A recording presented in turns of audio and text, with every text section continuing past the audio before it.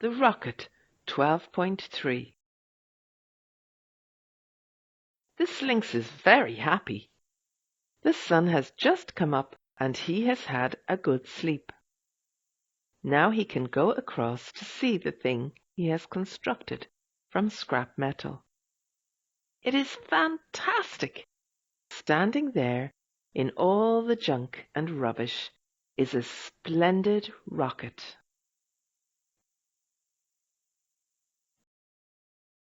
Now the Sphinx must get on as fast as he can.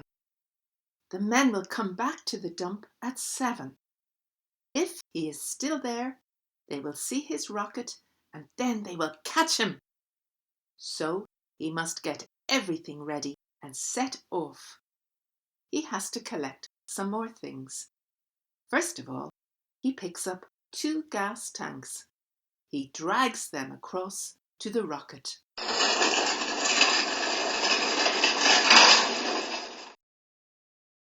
The next job the Sphinx does is to write some words on the 2 tanks. Can you read what he writes? Then the Sphinx collects some more things. In the end, he stacks everything into his rocket. Now the Sphinx gets some big tin cans and a plastic funnel. He goes across to the petrol pumps and fills up the cans. He brings them back to the rocket. He twists off the petrol cap and tips the petrol in. The funnel stops the petrol from spilling out.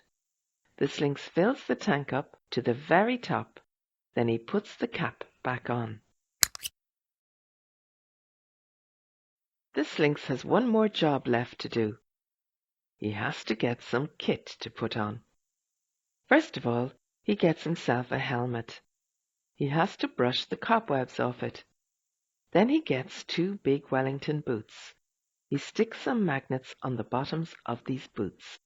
Now he is ready to go. The Sphinx gets into the rocket. He shuts the hatch.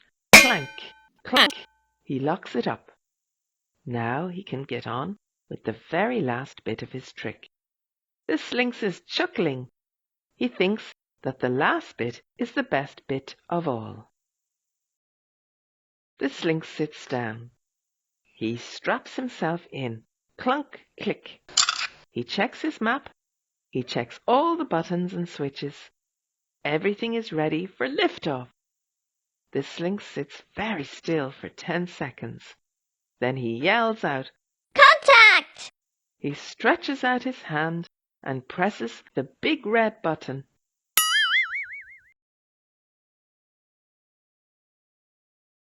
At first nothing happens. Then, with a crack and a flash, the rocket blasts off. The Sphinx is going back to the house where the fuzzbuzzers live. Then he intends to drop the 2 gas tanks. They will blast the house to bits. That will get rid of the fuzzbuzzers. The rocket goes very, very fast. It goes across the land in a flash, passing green hills and blue rivers. Now the Sphinx can see his dump, with the little house next to it. The rumbling of the rocket brings the fuzzbuzzers out into the garden. They think that it is very puzzling. What is the rocket going to do?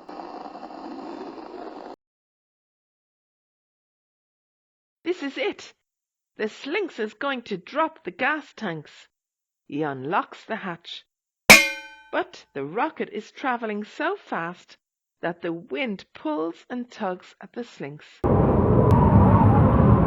He has to grip the rim of the hatch with one hand to stop the wind from sucking him out. He stretches out and grabs the first gas tank. Now the fuzzbuzzers have had it. But just then the rocket conks out. Twisting and spinning, the rocket comes crashing down. The Sphinx comes tumbling out of the hatch. He is clinging on with just one hand. The Sphinx is panic-stricken. If he cannot get back into the rocket and get it going, he has had it. The rocket will crash land. Now the Sphinx is struggling to get back in. He is scrabbling and scratching, but it is very, very difficult. It is good luck that he has got his magnetic boots on. They help him a lot, and in the end he does it. The Sphinx dashes across to the red button and hits it with his fist. Splot, splot, brum! The rocket gets going. Thank goodness. Puffing and panting, the Sphinx sits down. But things are still very bad. The rocket is going flat out, and it is twisting, spinning, and zigzagging. The Sphinx presses all the buttons and switches, but nothing happens. The rocket is going mad! Back down in the garden, the fuzzbuzzers can see what the rocket is doing. Then, all of a sudden, it stops spinning. It goes rocketing up.